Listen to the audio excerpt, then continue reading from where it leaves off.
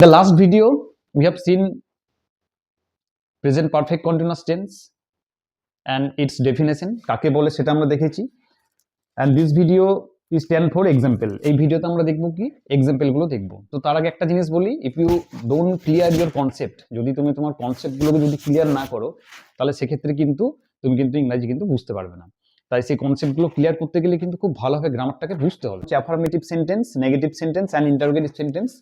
all you know very well affirmative মান হচ্ছে হ্যাঁ সূচক বাক্য নেগেটিভ স্ট্যান্ড ফর না বোধক বা না বোধক বা না সূচক এন্ড ইন্টারোগেটিভ স্ট্যান্ড ফর জিজ্ঞাসা চিহ্ন অর্থাৎ কাউকে কোনো কিছু জিজ্ঞাসা করা প্রশ্ন করা অ্যাফার্মেটিভ যে এক্সাম্পল যেটা দিয়েছি প্রত্যেকটি এক্সাম্পলের নিচে দেখো আমি আন্ডারলাইন করে দিয়েছি যে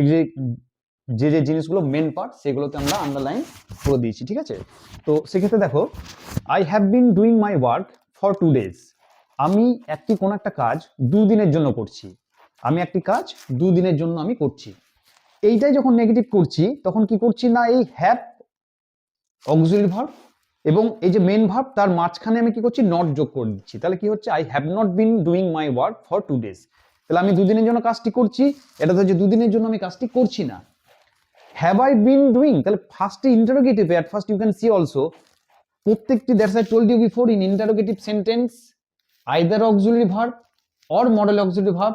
must come at the beginning of the sentence and then subject comes after the auxiliary verb or modal auxiliary verb অর্থাৎ ইন্টারোগেটিভ সেন্টেন্সে এটা মাথায় রাখবে যে অক্সিলারি ভার্ব প্রথমে আসবে এবং তারপরে সাবজেক্ট আসবে কিংবা অক্সিলারি ভার্বের পর যদি অক্সিলারি ভার্ব না থাকে মডেল অক্সিলারি ভার্ব থাকে ক্যান কুড শ্যাল শুড তাহলে সেগুলো আগে আসবে তারপরে কিন্তু সাবজেক্ট আসবে তাহলে এখানে দেখো ইন্টারোগেটিভের হচ্ছে কি ফরম্যাট হচ্ছে কি বা রুলস হচ্ছে কি প্রথমে হচ্ছে অক্সিলারি ভার্ব হ্যাভ আই তারপর হচ্ছে কি বিন যোগ করলাম তারপর হচ্ছে doing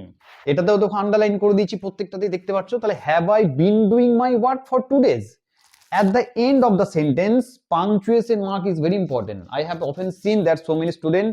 don't put the punctuation mark at the end of the interrogative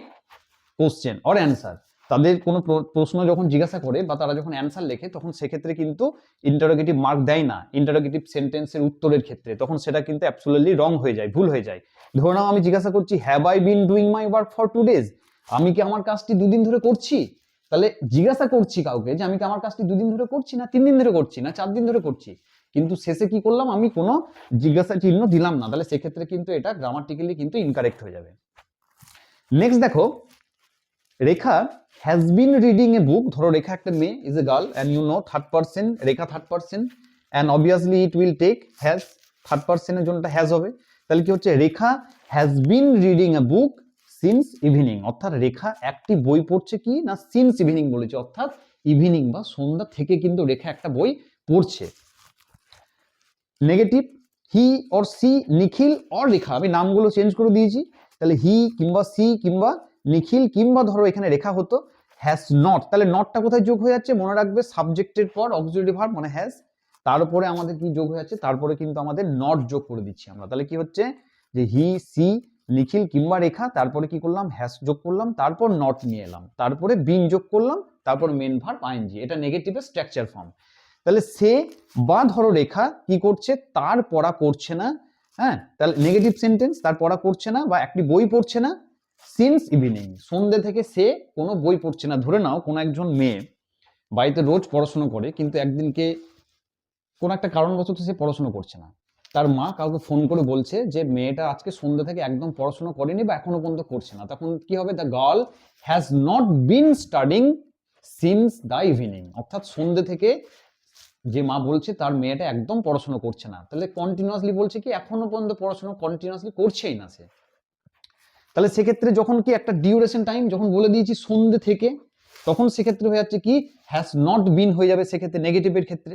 R positive যদি হয় তাহলে হ্যাজ বিন স্টাডিং বা হ্যাজ বিন রিডিং এরকম আমরা বলতে পারি ক্লিয়ার তাহলে জিনিসের কনসেপ্টটা কিন্তু আমাদের বুঝতে হবে কনসেপ্ট ক্লিয়ার না হলে কিন্তু খুব মুশকিল হয়ে যায় নেক্সট দেখো এটাই যদি ইন্টারোগেটিভ হয় হ্যাজ সি হ্যাজ কেন হলো না সিটা থার্ড পারসন সিঙ্গুলার হলে পারি আমাদের কি হবে ফার্স্টে হ্যাজ আমাদের আনতে হবে তাহলে হ্যাজ তারপর হচ্ছে সাবজেক্ট তাহলে হ্যাজ সি বা he been reading a book since morning তাহলে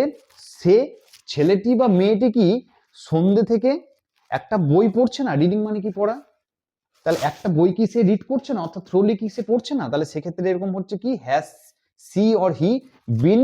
reading a book since morning. সে কি বই পড়ছে, এটা অ্যাফার্মেটিভ সেন্টেন্স, অর্থাৎ নেগেটিভের নট নেই, তার জন্য কি সে কি বই পড়ছে, তাহলে has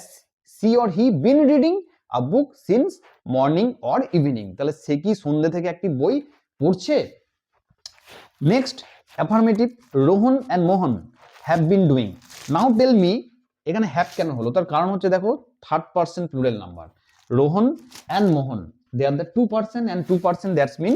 plural number and plural subject means plural verb. তাহলে কি হচ্ছে রোহন অ্যান্ড মোহন তাদের একটা অবজেক্টিভ ফর্ম হয়ে যায় এক্ষেত্রে। তাহলে সেক্ষেত্রে হচ্ছে কি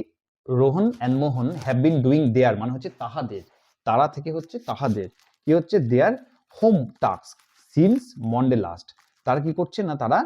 Rohan and Mohan have been doing their home task since Monday last, অর্থাৎ গত সোমবার থেকে